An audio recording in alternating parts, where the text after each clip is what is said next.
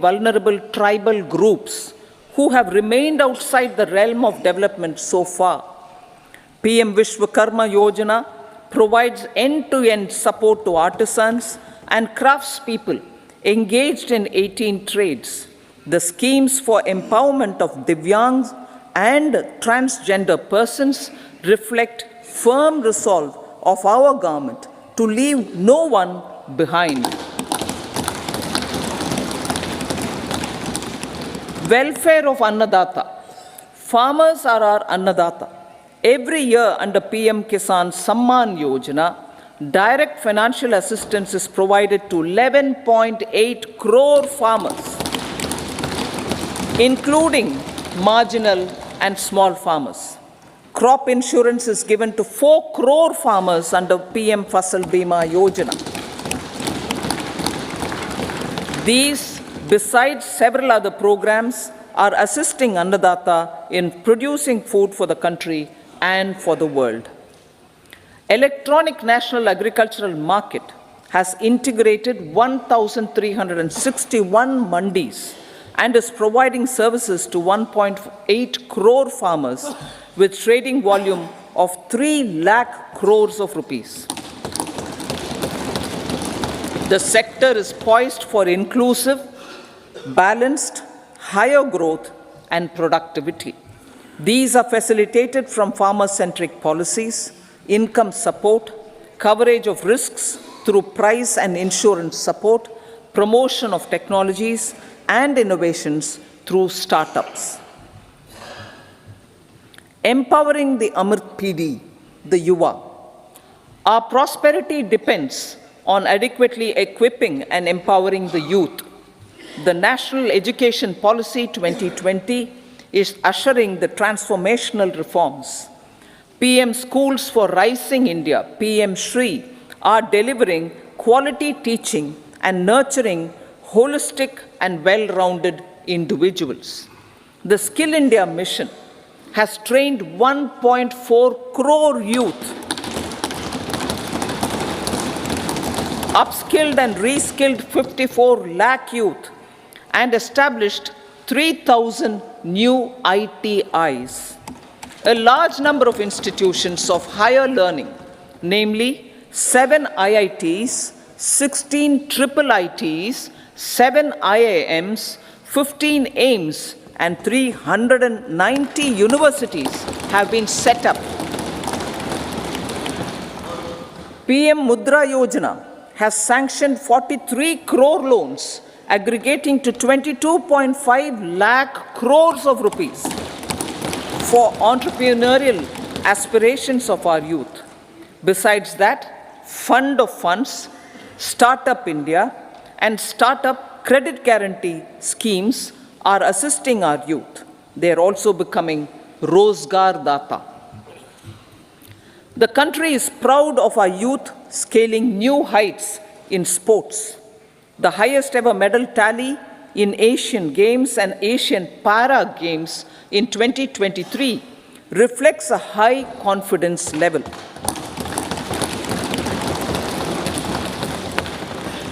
Chess prodigy and our #1 ranked player Pragnananda put up a stiff fight against the reigning world champion Magnus Carlsen in 2023. Today, India has over 80 chess grandmasters compared to little over 20 in 2010. Momentum for Nari Shakti.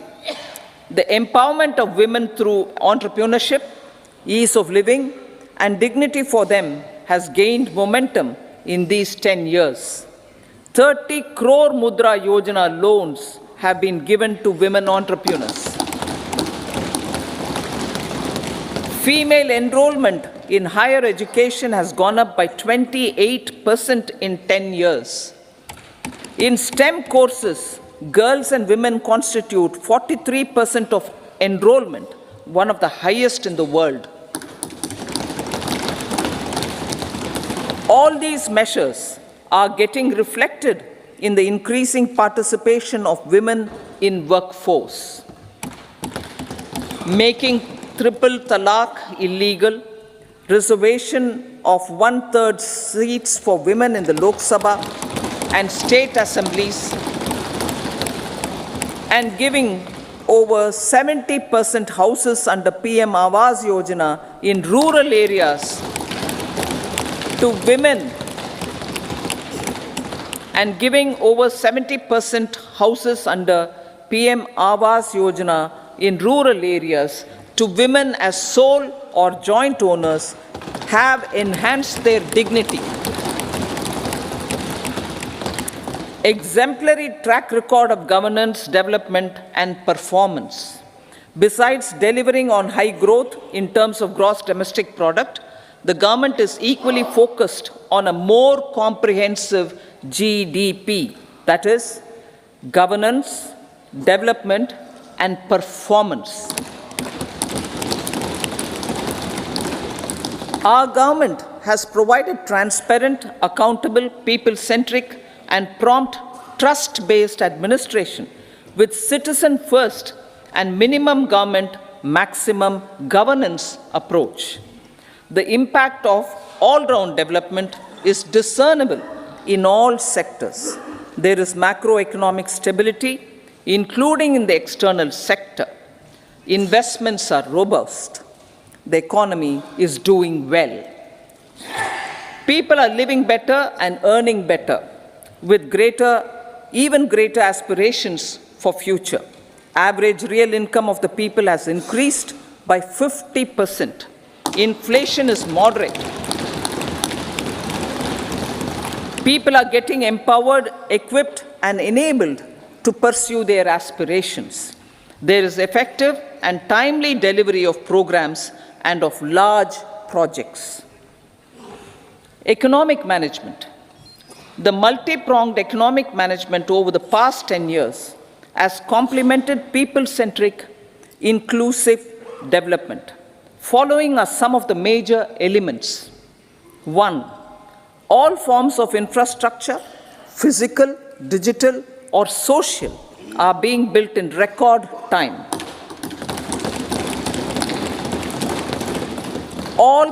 Number 2, all parts of the country are becoming active participants in economic growth. Number 3, digital public infrastructure, a new factor of production as if in the 21st century, is instrumental in formalization of the economy. Number 4, goods and services tax has enabled one nation, one market, one tax. Tax reforms have led to deepening and widening of tax base. Number 5, strengthening of the financial sector has helped in making savings, credit, and investments more efficient. Number 6, GIFT, IFSC, and the Unified Regulatory Authority, IFSCA, are creating a robust gateway for global capital and financial services for the economy. Number 7, proactive inflation management has helped keep inflation within the policy band. Now, the global context, Honorable Speaker, sir. Geopolitically, global affairs are becoming more complex and challenging with wars and conflicts. Globalization is being redefined with reshoring and friendshoring, disruption and fragmentation of supply chains, and competition for critical minerals and technologies. A new world order is emerging after the COVID pandemic. India assumed the G20 presidency during very difficult times for the world. The global economy was going through high inflation, high interest rates, low growth, very high public debt, low trade growth, and climate changes. The pandemic has led to a crisis of food, fertilizer, fuel, and finances for the world, while India successfully navigated its way. The country showed the way forward and built consensus on solutions for those global problems. The recently announced India, Middle East, Europe economic corridor is a strategic and economic game changer for India and others. In the words of Honorable Prime Minister, the corridor, and I quote, will become the basis of world trade for hundreds of years to come, and history will remember that this corridor was initiated on Indian soil, unquote. Vision for Vikasit Bharat. Our vision for Vikasit Bharat is that of prosperous Bharat in harmony with nature, with modern infrastructure, and providing opportunities for all citizens and all regions to reach their potential. With confidence arising from strong and exemplary track record of performance and progress, earning Sabka Vishwas, the next 5 years will be years of unprecedented development and golden moments to realize the dream of developed India by 2047. The trinity of demography, democracy, and diversity backed by Sabka Prayas has the potential to fulfill aspirations of every Indian. As Honorable Prime Minister in his Independence Day address to the nation mentioned, I quote, there is no dearth of opportunities, as many opportunities as we want. The country is capable of creating more opportunities. Sky is the limit, unquote. Strategy for Amrit Kal. Our government will adopt economic policies that foster and sustain growth, facilitate inclusive and sustainable development, improve productivity, create opportunities for all, help them enhance their capabilities, and contribute to generation of resources to power investments and fulfill aspirations. Guided by the principle, reform, perform, and transform, the government will take up next generation reforms and build consensus with the states and stakeholders for effective implementation. It is an important policy priority for our government to ensure timely and adequate finances, relevant technologies, and appropriate training for the micro, small, and medium enterprises, MSMEs, to grow and also compete globally. Orienting the regulatory environment to facilitate their growth will be an important element of this policy mix. Aligning with the Panchamrit goals, our government will facilitate sustaining high and more resource-efficient economic growth. This will work towards energy security in terms of availability, accessibility, and affordability. For meeting the investment needs, our government will prepare the financial sector in terms of size, capacity, skills, and regulatory framework. Aspirational Districts Program. Our government stands ready to assist the states in faster development of aspirational districts and blocks, including generation of ample economic opportunities. Development of the East. Our government will pay utmost attention to make the eastern region and its people a powerful driver of India's growth.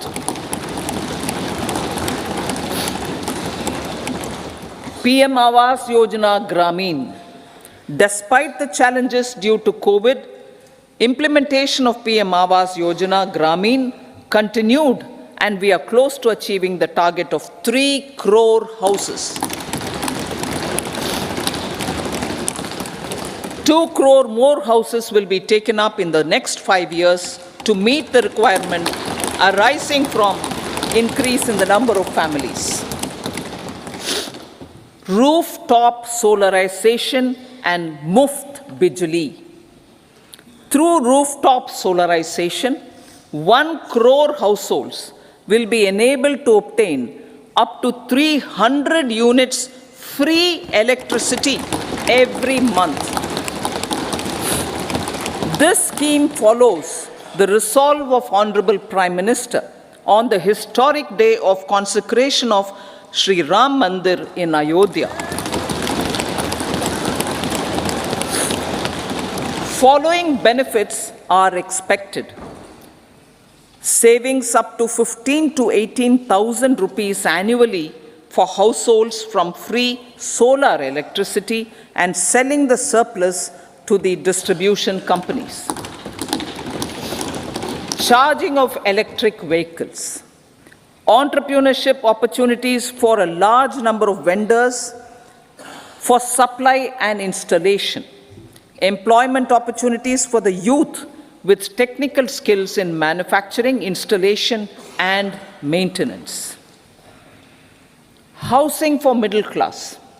Our government will launch a scheme to help deserving sections of the middle class, and I quote from Honorable Prime Minister's words, living in rented houses or slums or chawls and unauthorized colonies, unquote, to buy or build their own houses.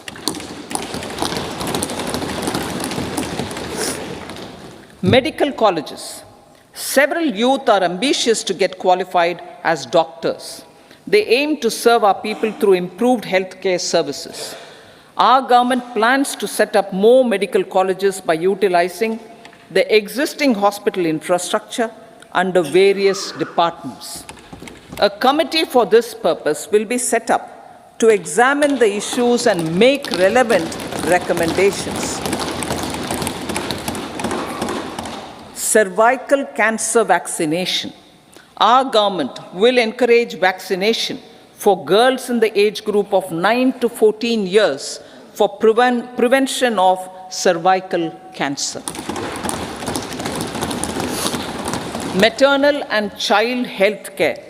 Various schemes for maternal and child care will be brought under one comprehensive program for synergy in implementation. Upgradation of Anganwadi centers under Saksham Anganwadi and Poshan 2.0 will be expedited for improved nutrition delivery, early childhood care, and development.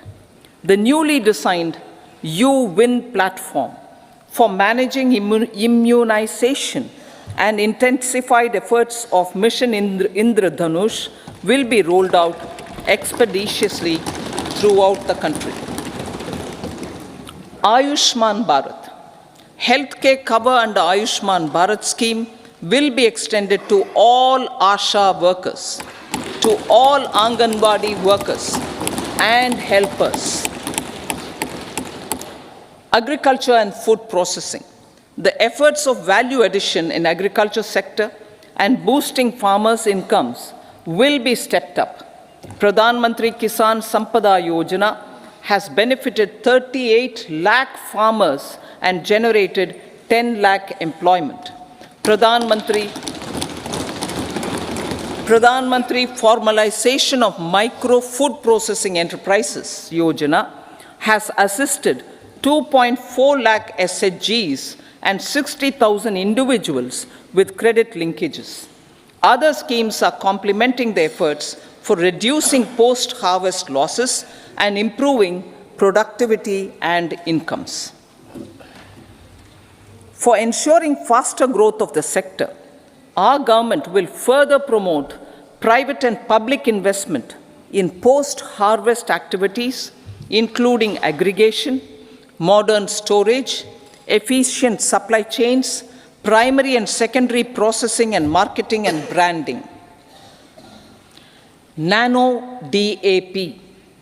After the successful adoption of nano urea, application of nano DAP on various crops will be expanded in all agroclimatic zones. Atmanirbhar Oil Seeds Abhiyan. Building on the initiative announced in 2022, a strategy will be formulated to achieve Atmanirbharta for oil seeds such as mustard, groundnut, sesame, soya bean, and sunflower.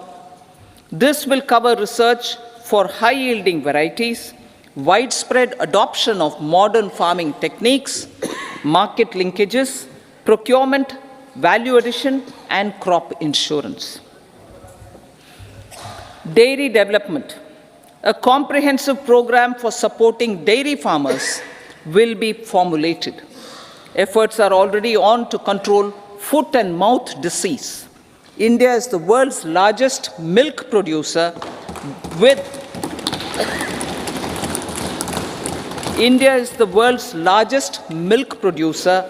but with low productivity of milch animals. The program will be built on the success of existing schemes such as Rashtriya Gokul Mission, National Livestock Mission, and infrastructure development funds for dairy processing and animal husbandry. Matsya Sampada. It was a government which set up a separate department for fisheries, realizing the importance of assisting fishermen. This has resulted in doubling of both inland and aquaculture production. Seafood exports since 2013-14 has also doubled. Implementation of Pradhan Mantri Matsya Sampada Yojana will be stepped up to 1. Enhance aquaculture productivity from existing 3 to 5 tons per hectare. 2. Double exports to 1 lakh crore rupees, and 3. Generate 55 lakh employment opportunities in the near future. 5 integrated aqua parks will also be set up. Lakpati Didi.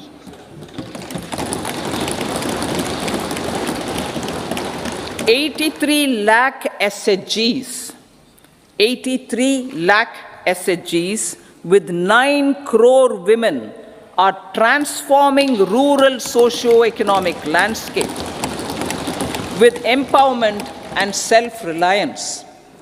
Honorable Speaker said, their success has assisted nearly 1 crore women to become Lakpati Didi already. They are an inspiration to others. Their achievements will be recognized through honoring them. Buoyed by the success, it has been decided to enhance the target for Lakpati Didi from 2 crores to 3 crores.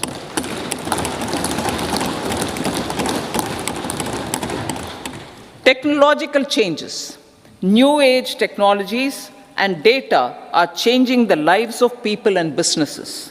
They are also enabling new economic opportunities and facilitating provision of high quality services at affordable prices for all, including those at the bottom of the pyramid. Opportunities for India at the global level are expanding. India is showing solutions through innovation and entrepreneurship of its people. Research and innovation for catalyzing growth, employment, and development. Prime Minister Lal Bahadur Shastri gave the slogan of Jai Jawan, Jai Kisan. Prime Minister Atal Bihari Vajpayee ji, made that Jai Jawan, Jai Kisan, Jai Vigyan. Prime Minister Modi has furthered that to Jai Jawan, Jai Kisan, Jai Vigyan, and Jai Anusandhan, as innovation is the foundation of development. For our tech-savvy youth, this will be a golden era. A corpus of 1 lakh crore rupees will be established with 50-year interest-free loan provided.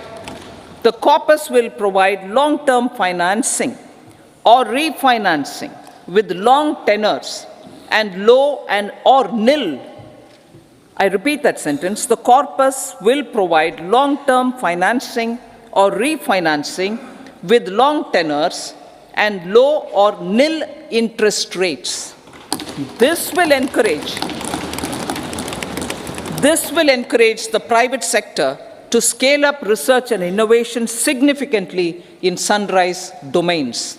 We need to have programs that combine the powers of our youth and technology.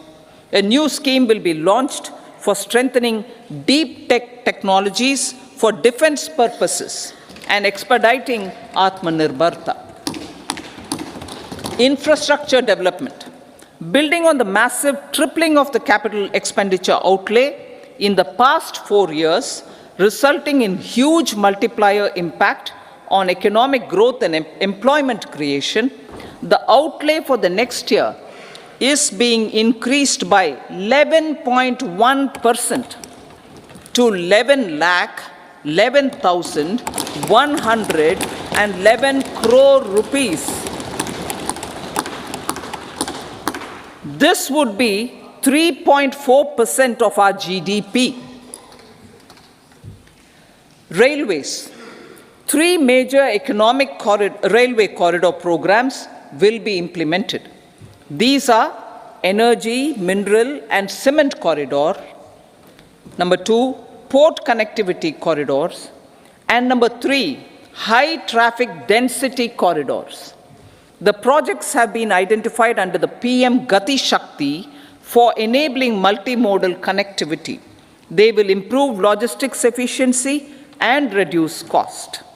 The resultant decongestion of the high traffic corridors will also help in improving operations of passenger trains, resulting in safety and higher travel speed for passengers.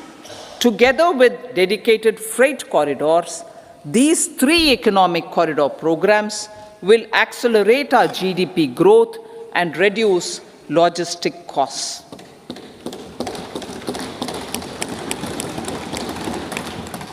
40,000 normal rail bogies will be converted to Vande Bharat standards to enhance safety, convenience, and comfort of passengers. Aviation sector. The aviation sector has been galvanized in the past 10 years. Number of airports have doubled to 149. Rollout of air connectivity to Tier 2 and Tier 3 cities under UDAN scheme has been widespread. 517 new routes are carrying 1.3 crore passengers. Indian carriers have proactively placed orders for over 1,000 new aircrafts.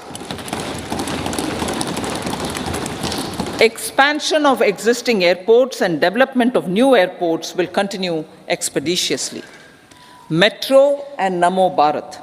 We have a fast expanding middle class and rapid urbanization is taking place. Metro rail and Namo Bharat can be the catalyst for the required urban transformation.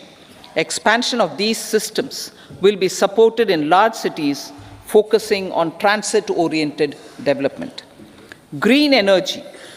Towards meeting our commitment for net zero by 2070, the following measures will be taken.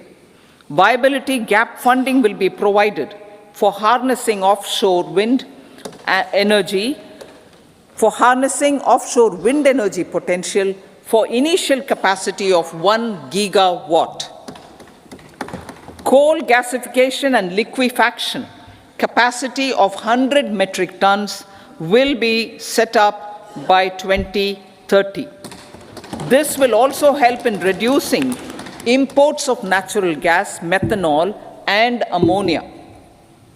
Phased mandatory blending of compressed biogas in compressed natural gas for transport and piped natural gas for domestic purposes will be mandated. Financial assistance will be provided for procurement of biomass aggregation machinery to support collection. Electric vehicle ecosystem. Our government will expand this and strengthen the e-vehicle ecosystem by supporting manufacturing and charging infrastructure.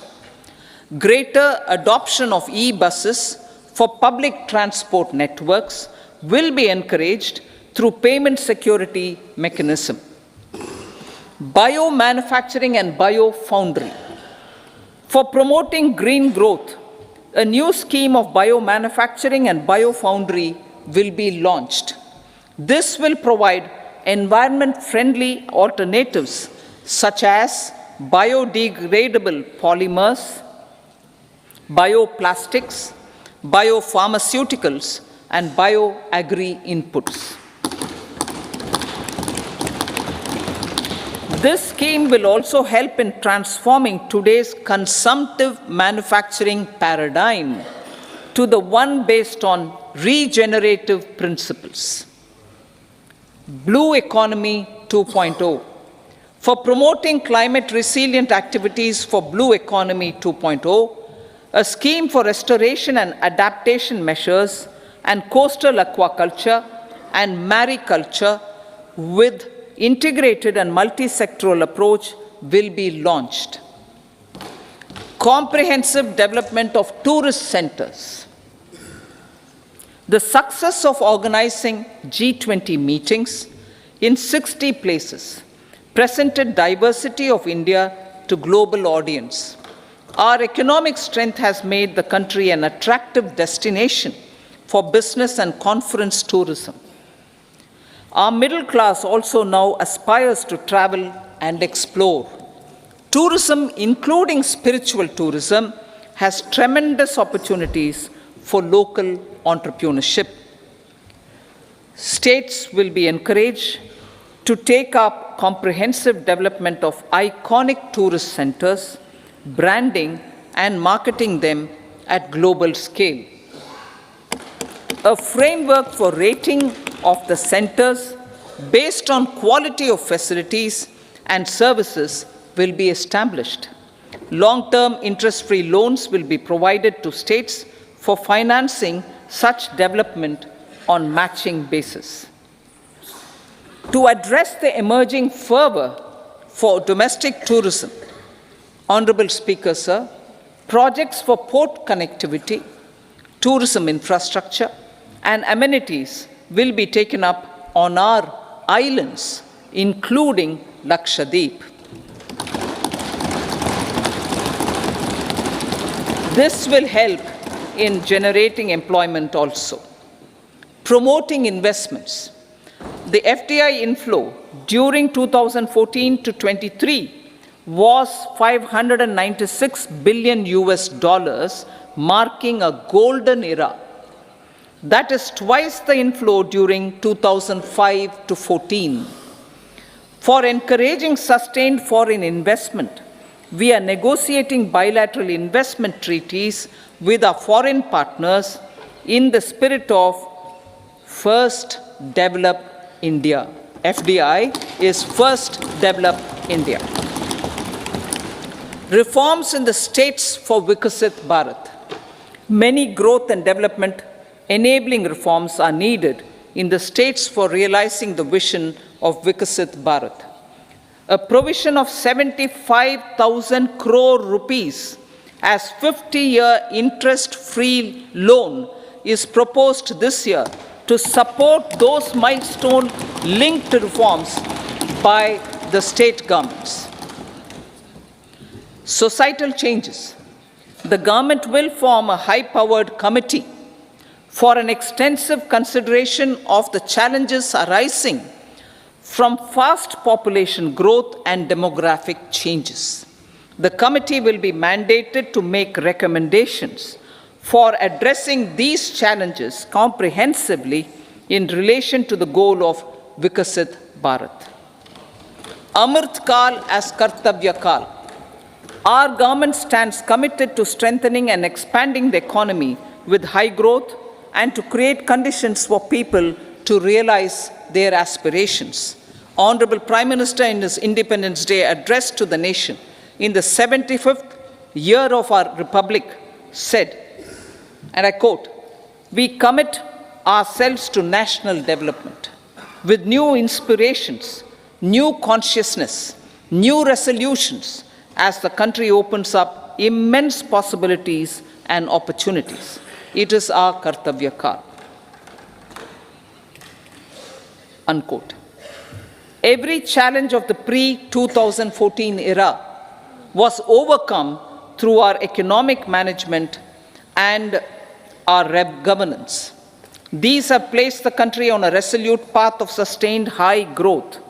This has been possible through right policies, true intentions, and appropriate decisions.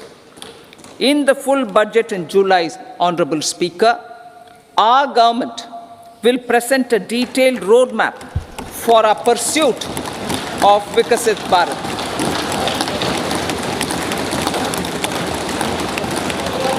Revised estimates of 2023-24. The revised estimate of the total receipts other than borrowings is 27.56 lakh crores of rupees, of which the tax receipts are 23.24 lakh crore rupees. The revised estimate of total expenditure is 44.90 lakh crore rupees. The revenue receipts at 30.03 lakh crore rupees are expected to be higher than the budget estimate, reflecting strong growth momentum and formalization in the economy. The revised estimate of the fiscal deficit is 5.8% of GDP, improving on the budget estimate, notwithstanding moderation in the nominal growth estimates. Budget estimates for 2024-25. Coming to the year 2024-25, the total receipts other than borrowings and total expenditure are estimated at 30.80 and 47.66 lakh crore rupees respectively. The tax receipts are estimated at 26.02 lakh crore rupees. The scheme of 50-year interest-free loan for capital expenditure to states will be continued this year with an outlay of 1.3 lakh crore rupees. We continue on the path of fiscal consolidation, as announced in my budget speech of 2021-22, to reduce fiscal deficit below 4.5% by 25-26. The fiscal deficit in 2024-25 is estimated to be 5.1% of GDP, adhering to that path. So the gross and net market borrowings through dated securities during 24-25 are estimated at 14.13 lakh crore rupees and 11.75 lakh crore respectively. Both will be less than that in 23-24. Now that the private investments are happening at scale, the lower borrowings by the central government will facilitate larger availability of credit for the private sector. Vote on account. I'll be seeking vote on account approval of the Parliament through the appropriation bill for a part of the financial year 2024-25. I will now move to Part B. Honorable Speaker, sir, over the last 10 years, the direct tax collections have more than trebled and the return filers swelled 2.4 times. I would like to assure the taxpayers that their contributions have been used wisely for the development of the country and welfare of its people. I appreciate the taxpayers for their continued support. The government has reduced and rationalized tax rates. Under the new tax scheme, there is now no tax liability for taxpayers with income up to 7 lakh rupees, up from 2.2 lakh rupees in the financial year 2013-14. The threshold for presumptive taxation for retail businesses was increased from 2 crores to 3 crores. Similarly, the threshold for professionals eligible for presumptive taxation was increased from 50 lakh rupees to 75 lakh rupees. Also, corporate tax rate was decreased from 30% to 22% for existing domestic companies and to 15% for certain new manufacturing companies. Honorable Speaker, sir, in the last 5 years, our focus has been to improve taxpayer services. The age-old jurisdiction-based assessment system was transformed with the introduction of faceless assessment and appeal, thereby imparting greater efficiency, transparency, and accountability. Introduction of updated income tax returns, a new Form 26AS, and pre-filling of tax returns have made filing of tax returns simpler and easier.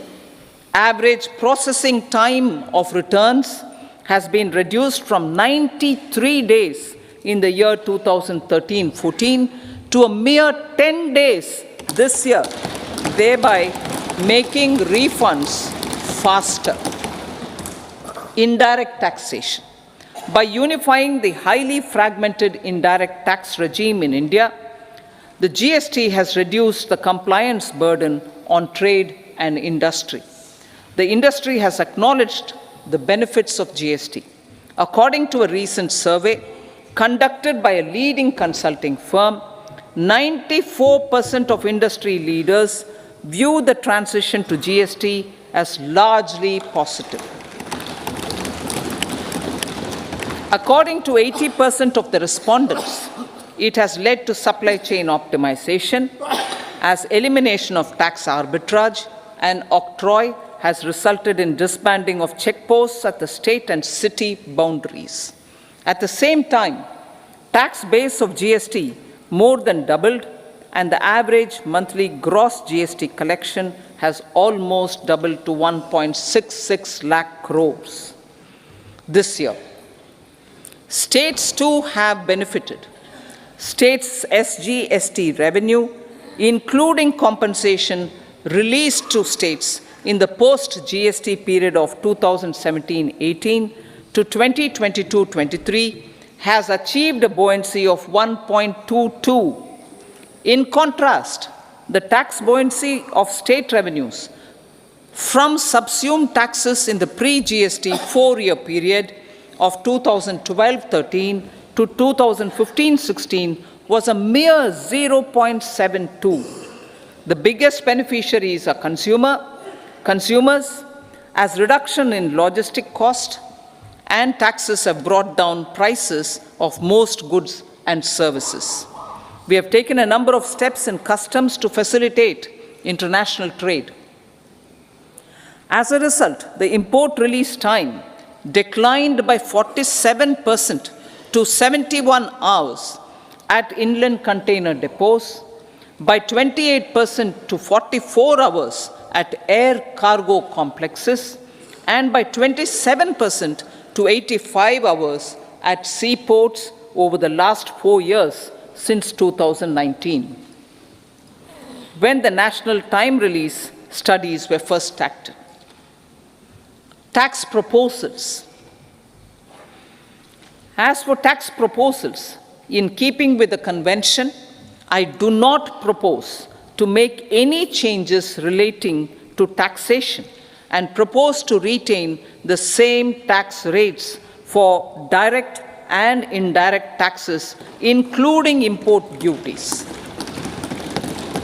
However, certain tax benefits to startups and investments made by sovereign wealth or pension funds, as also tax exemption on certain income of some IFSC units, are expiring on 31/3/2024. To provide continuity in taxation, I propose to extend the date to 31/3/2025. Moreover, in line with our government's vision to improve ease of living and ease of doing business, I wish to make an announcement to improve taxpayer services. There are large number of petty, non-verified, non-reconciled or disputed direct tax demands, many of them dating as far back as 1962, which continue to remain on the books, causing anxiety to honest taxpayers and hindering refunds of subsequent years. Honorable Speaker, sir, I propose to withdraw such outstanding direct tax demands up to 25,000 rupees pertaining to the period up to financial year 2009-10 and up to 10,000 rupees for financial years 2010-11 to 2014-15. This is expected to benefit about 1 crore taxpayers. 1 crore taxpayers would benefit out of this. Economy then and now. In 2014, when our government assumed the reins, the responsibility to mend the economy step by step and to put the governance systems in order was enormous. The need of the hour was to give hope to the people, to attract investments, and to build support for the much needed reforms. The government did that successfully, following a strong belief of nation first. The crisis of those years has been overcome, and the economy has been put firmly on a high, sustainable growth path with all-round development. It is now appropriate to look at where we were then. I repeat, it is now appropriate to look at where we were then till 2014 and where we are now, only for the purpose of drawing lessons from the mismanagement of those years. The government will lay a white paper on table of the House.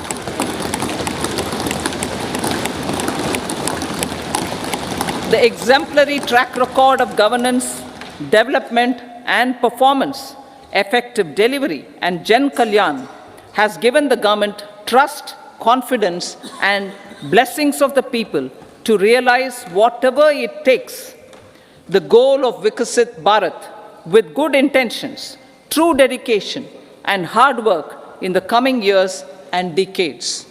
With this, Honorable Speaker, I commend the interim budget to this august House. Jai Hind.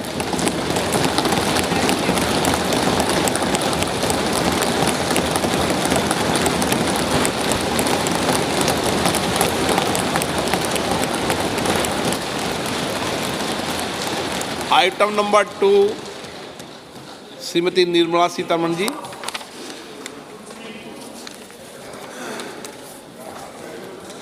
So, with your permission, I rise to lay on the table the following statements under Section 3(1) of the Fiscal Responsibility and Budget Management Act 2003, Medium-Term Fiscal Policy cum Fiscal Policy Strategy Statement and Macroeconomic Framework Statement. Item number 3, Srimati Nirmala Sitharaman ji. Sir, with your permission, I rise to move for leave to introduce the Finance Bill 2024. प्रश्न ये है कि विधेयक को पुनर्स्थापित करने की अनुमति प्रदान की जाए।